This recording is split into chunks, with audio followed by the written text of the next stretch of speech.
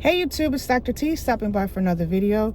Today we're going to talk about a question that I asked several people and we're going to discuss their responses. So the question I had is, why are you choosing to be unarmed?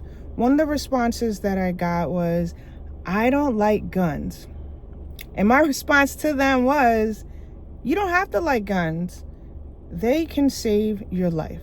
So I wanted to share a brief story with you. So I had a conversation with a male and, he's like, he's not a fan of guns. So I asked him, well, how do you protect your family?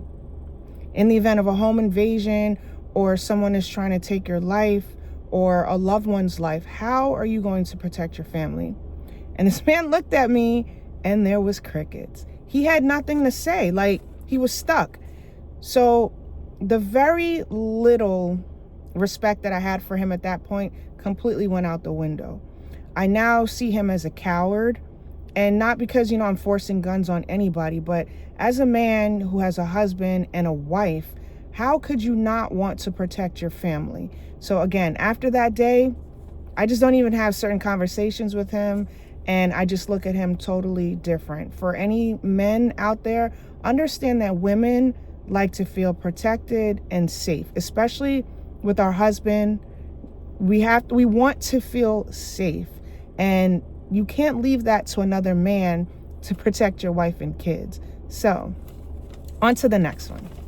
The next excuse that I would get from people is, I don't want my children to gain access to the firearm.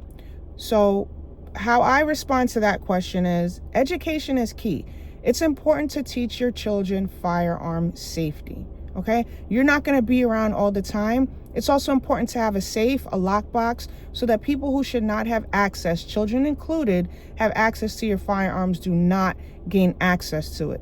Children should have a respect for firearms, so much that if they see one and you're not around, they know not even to touch it. They should go get an adult and explain to them that they found a firearm and they know not to touch it, okay? The other thing is, teach your children firearm safety. If you can have your kids playing Fortnite and all these video games where they're shooting everything under the sun up, then you need to teach your children firearm safety. Clearly, they're showing an interest in firearms, okay? Many children play video games. There's nothing wrong with that. However, some kids cannot separate the game from reality. It is the worst thing in the world for a child to come across a firearm, and pick it up and thinking, if they shoot it, no worries because you're going to have a second life. No, you don't have that option. So please stop being silly. Teach your children firearm safety.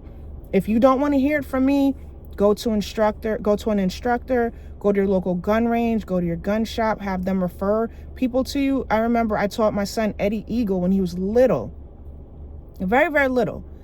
There are other programs out there that you can send your kids to or learn. YouTube's full of information, and so you can have this conversation with your kids so they have a respect for firearms. I could take my daughter and my nephews and other people's kids that want to come with me, because I love to go into the range and educating. You can take children with you to the range, show them the fundamentals, keeping their finger off the trigger, all the basics that they should know, so that when it comes to firearms, the curiosity is taken away and they have a respect for firearms, okay? The next excuse is, I'm afraid. Again, people are afraid of what they don't know. Take the time to learn about firearms. Pick any firearm that you may be interested in, that you may want to shoot, something that you want to know more about. Go to the range, learn. Everything is online. Just educate yourself about firearm safety and take the fear out of being a gun owner, okay? It's not a scary thing. It's not. That's why education is super important, because you learn so much, and then at the end, you'll just like, there was nothing for me to be afraid of. It's a tool that is meant for a purpose. You can go hunting, bring food in for your family. It could be used, you could use it in a camping encounter. If you take your ammo apart and use the gunpowder as a to start a fire. There's so many different things. It can be used as a signal for help. So many reasons why you should not be afraid of a firearm, okay? And then the next one. I don't need it. Nothing will ever happen to me. First of all, that's a terrible outlook to have. And I always say I'd rather have it and not need it than need it and not have it. Okay, you're essentially just saying you want to be a victim, because it doesn't matter what neighborhood you live in. There's no perfect neighborhood. Crime is everywhere. The nicest neighborhoods can have crimes that are not reported to the point where they make it to the news. So maybe locally you'll hear about it, or on the neighborhood apps like the Ring app. But a lot of these crimes are not being reported because you don't want your neighborhood to be, put in a spotlight for high crime, or, even though you could live in an affluent neighborhood, you could live in a low income neighborhood, it doesn't matter. Victims are everywhere. So having that mindset that you don't need it and nothing's ever going to happen is actually, it's sad. Okay. And the last one is the restrictive laws in my state. It doesn't matter if I get one or not, because if I get it, I can't carry anywhere. I get it. I totally understand that. However, there are a million places that you can carry that are not prohibited places. I like to tell people, again, I don't want you to stay home and be a hermit, but there are places that you do not have to go to that are not gun friendly. When I see a place that, or even a sign that says, firearms are not allowed, or certain areas banned, my area, like a public park, you cannot go to. Guess what? I don't go, because I don't want to go to places where I'm going to be a target. All that says to me, like when these prohibited places come up, like how they have like New York City, the whole Manhattan, where you get to go, these cool stores, and you get to, see the nightlife, all those areas are prohibited. Guess what? I don't go unless I absolutely have to, because you know what? Things happen. You're a target out there. Look at all the incidents that are happening on the subway. I don't get on the subway. They set a lady on fire on the subway. You think if somebody had a firearm at that time that could have maybe saved that lady's life or saved their lives? You know how many people get pushed on a subway track because, people are just, their mental health is off, or people just want to be ding-dongs?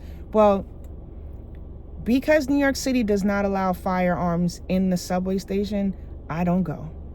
So there are a million different places that you can go to that you're not prohibited from going to. Again, we all heard about the shooting that happened in the supermarket in Buffalo. If just one person, apart from the security guard there, but if one person had a firearm, it could have probably saved so many lives in there.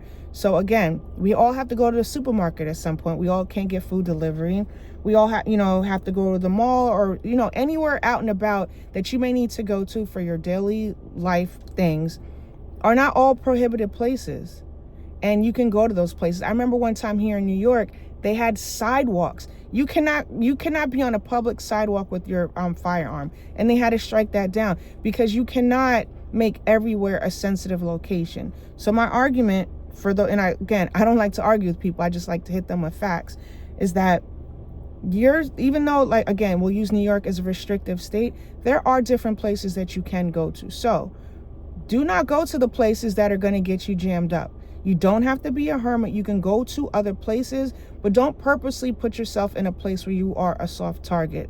I had under my comments, oh, you're not going to go to your kids' games or certain. There are places that that you cannot carry legally that will get you jammed up. Of course we're going to go to our kids' games. Of course we're going to go to graduations. Of course we're going to have to go to places with metal detectors that we cannot carry in. But concerts and major things, one of the guys was like, oh, you're not going to concerts? No, I'm not going to concerts. I stopped going to concerts when I realized that I don't like being in places like that where I cannot protect myself. I don't like being in places with extremely large crowds of people where there is a slight possibility that there could, be a loss of life to myself or my loved one. So no, I don't go to extremely large gatherings. Okay. So I just wanted to share with you some of the excuses that I've heard personally from people that I know about why they are choosing not to be armed, okay? So if you have someone in your family or a friend that has chosen to be unarmed, have a conversation with them. Maybe you talking to them may change how they feel. Again, the laws in each state are different. If you're in a really restrictive state like I am, do not let that discourage you. Don't let your loved ones feel that they are, just trapped and they can't go anywhere. After they've gone through this long process of getting their pistol permit, now it's just a paperweight because they can't take anywhere, because that is not true. Having your pistol permit allows you to move more freely and knowing that you can keep yourself safe in the event that you have imminent threat to your life, okay? You're not a superhero. You're not out here to save anybody. It's to preserve your life in the event that, or, loved one's life, that you're in the event that you are facing imminent threat, okay? So let's continue these conversations. Let's get legally armed, and please like, share, and subscribe, and I'll talk to you soon. Bye.